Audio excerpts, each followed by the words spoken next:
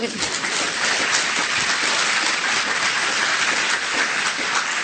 means hello from Jane, because every chimpanzee has his or her own individual voice. I want to start off by sort of asking the question, how is it that I am traveling 300 days a year? Why is it that somebody wanted to make this film, Jane's Journey? What happened when I was a child to make me the Dr. Jane I am today? And there are really a few people in my childhood that I want to pay special tribute to. And first of all, of course, is my amazing mother, who you will meet in the film, or you have met in the film.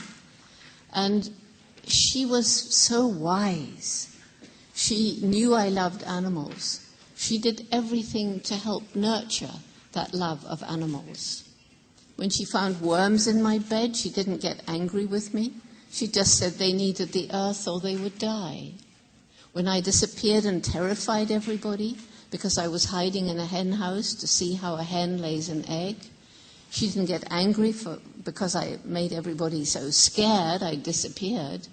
She saw my shining eyes and sat down to hear the wonderful story of how a hen lays an egg. And we were talking about science just now. My very first scientific observation of animals was when I was 5 years old. And if I look back at that story now, I see the making of a little scientist.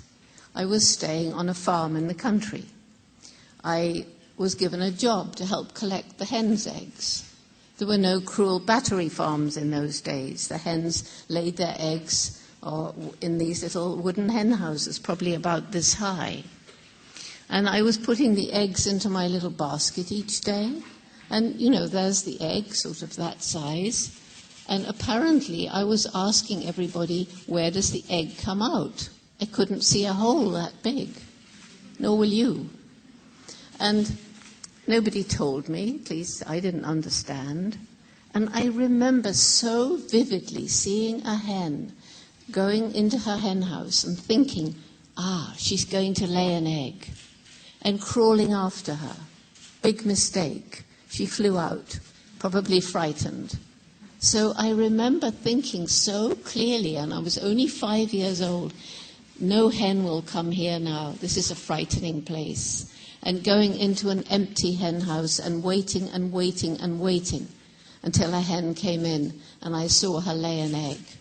So if we look back on that story, that is the making of a little scientist, the curiosity, asking questions, not finding the right answer, trying to find out for myself, doing it wrong, not giving up, and learning patience. It was all there.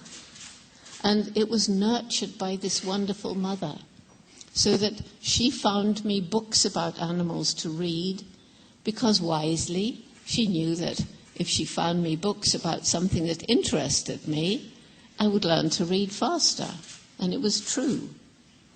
And so books about animals. There was no television when I was growing up.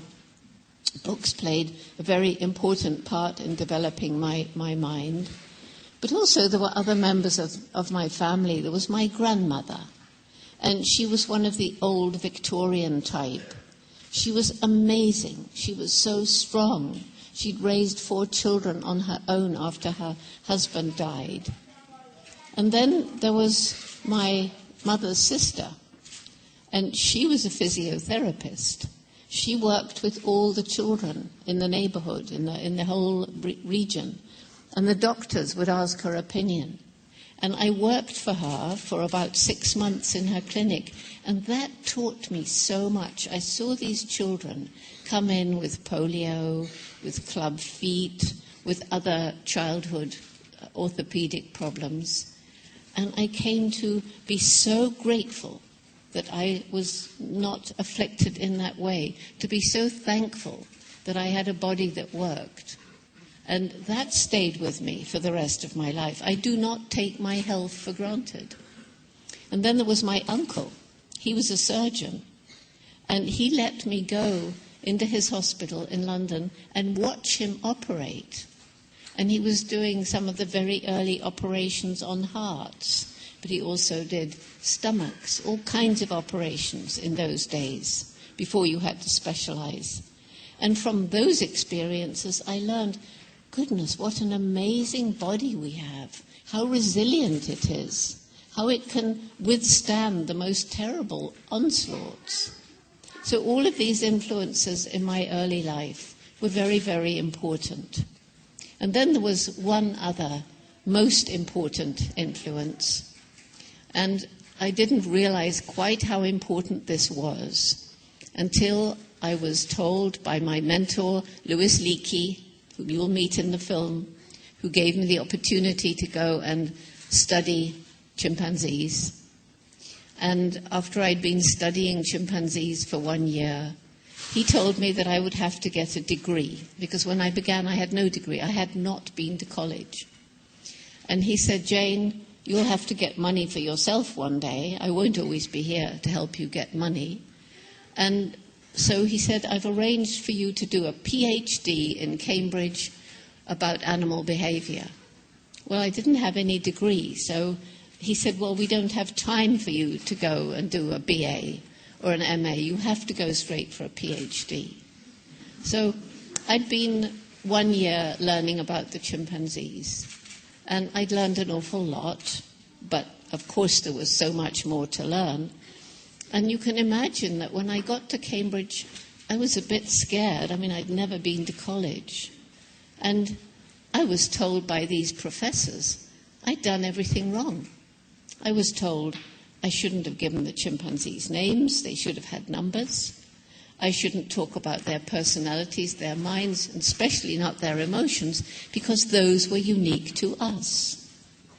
So it was thinking back to my childhood teacher that made me realize that the professors were wrong. I think they knew they were wrong. But when I thought back to my childhood teacher, I realized that he had taught me absolutely that animals do have personalities, they do have minds, they can think, they do have emotions. And that was my dog, Rusty. So those were the influences in my childhood that helped to make me who I am. And it was fascinating to find out, as I got to know the chimpanzees better and better, how in their society too early experience plays a very important role. And there are good chimpanzee mothers and less good chimpanzee mothers. And those with good mothers are the lucky ones. They grow up to play an important role in their family, in their community. And those with less good mothers tend to have difficulty in making relaxed relationships with other individuals in their group. And of course, today, human child psychiatrists, human child psychologists are increasingly pointing to the importance of the first 2 years of life in human childhood as well.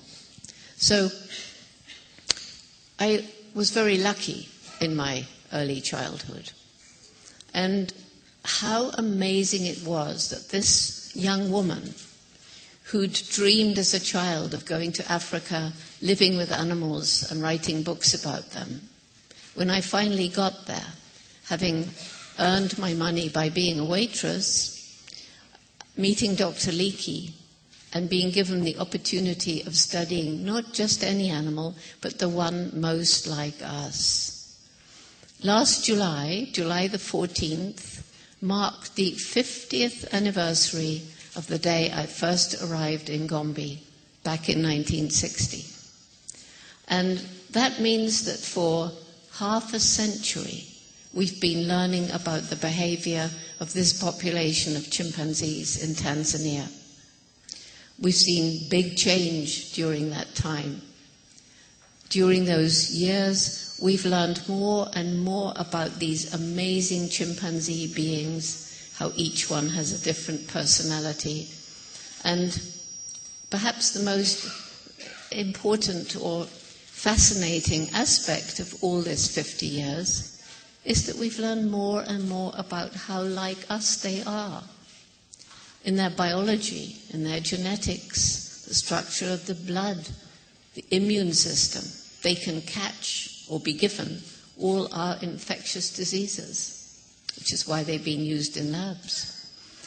Because there are scientists who feel that if they use a chimpanzee, so like us, as a kind of guinea pig, they can perhaps find out more about diseases which only we and the apes can catch.